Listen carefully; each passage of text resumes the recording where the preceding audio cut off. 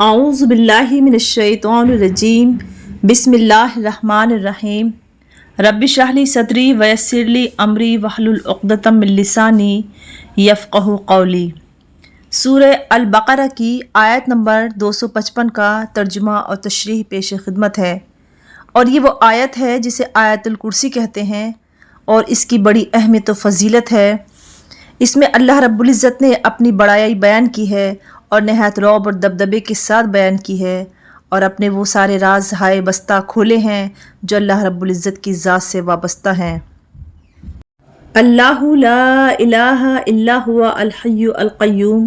لا تأخذہ سنۃ ولا نوم لہ ما فی السماوات وما فی الارض من ذا الذی یشفع عندہ الا بإذنہ یعلم ما بین ایدیہم وما خلفہم ولا یحیطون بشیء من علمہ الا بما شاء وسع کرسیہ السماوات والارض ولا یؤودہ حفظہما وہو العلی العظیم۔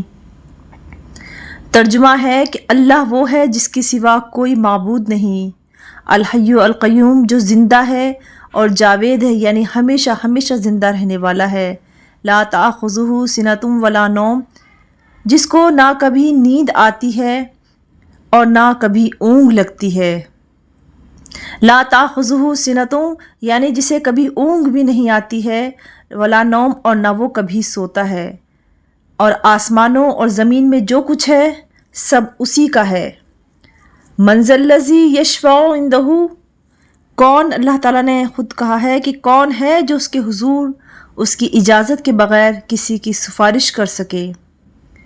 وہ سارے بندوں کے تمام آگے پیچھے کے حالات کو خوب جانتا ہے، یعلم جانتا ہے، ما بین ایدیہم جو کچھ تمہارے سامنے ہے، وما خلفہم اور جو کچھ تمہارے پیٹھ کے پیچھے ہو رہا ہے، جو تمہارے پیچھے ہو رہا ہے، جو تمہارے علم میں نہیں ہے۔ تو اللہ رب العزت وہ تمام چیزیں جو انسان محسوس کرتا ہے کہ شاید ہم تھوڑا بہت جانتے ہیں اپنے آگے کا، لیکن اپنے آگے کا بھی ہم بس اس حد تک جانتے ہیں کہ جس حد تک ہماری نگاہیں یا ہماری عقل محسوس کرتی ہے، لیکن ہمارے آنے والے وقت میں ہمارے ساتھ کیا ہونے والا ہے وہ بھی ہم نہیں جانتے ہیں۔ تو اللہ رب العزت نے کہا کہ میں وہ تمام چیزیں جانتا ہوں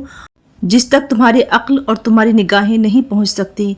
اسی ضمن میں یہ بات بھی پیش نظر رہنی چاہیے کہ اکثر ہم سوچتے ہیں کہ اللہ رب العزت نے ہمارے ساتھ ایسا کیوں کر دیا، یہ ہماری دعائیں کیوں قبول نہیں کی۔ تو ظاہر ہے اللہ رب العزت وہ ہمارے سامنے، ہمارے آگے کا اور ہمارے بہت آگے تک کا، مستقبل تک کا، یہاں تک کہ ہماری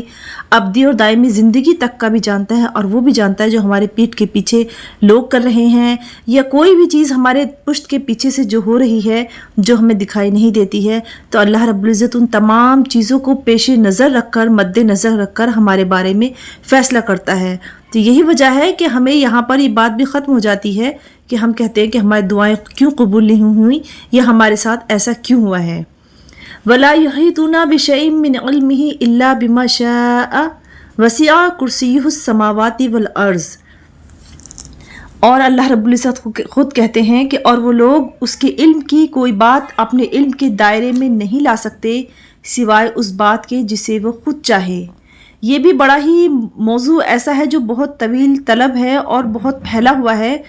کہ اس میں وہ تمام چیزیں آتی ہیں کہ جس طرح سے ہم کسی بھی اپنے سے بڑے انسان کو یا کسی عالم کو، یہاں تک کہ کئی مرتبہ ہم شرک کے دائرے تک میں داخل ہو جاتے ہیں کہ کسی کو سوچتے ہیں کہ اس کے علم میں یہ بات ہے، وہ ہمیں ہمارا مستقبل بتا سکتا ہے، یا ہمارے بارے میں یا ہماری کسی بھی ایسی چیز کے بارے میں جو غیب میں چھپی ہوئی ہے اور اس کے بارے میں کوئی ہمیں بتانے کی کوشش کرے۔ تو اس بارے میں اللہ نے خود فرما دیا ہے کہ اس کے احاطے میں جو علم میں ہے وہ کسی کے علم میں نہیں ہے سوائے اس کے کہ وہ جسے جتنا دیتا ہے۔ اس کی مثال یہی ہے کہ جیسے انبیاء کرام ہیں، انہوں نے ہمیں جو دینی تعلیم دی ہے، جو ہمیں آخرت کی منظر کشی کی ہے، تو اللہ رب العزت نے انہیں جس حد تک عطا کیا تھا انہوں نے اس حد تک ہم تک کما حقہ پہنچا دیا ہے۔ تو اللہ رب العزت نے یہاں پہ وہ تمام چیزیں ختم کر دی ہیں کہ کوئی سمجھتا ہے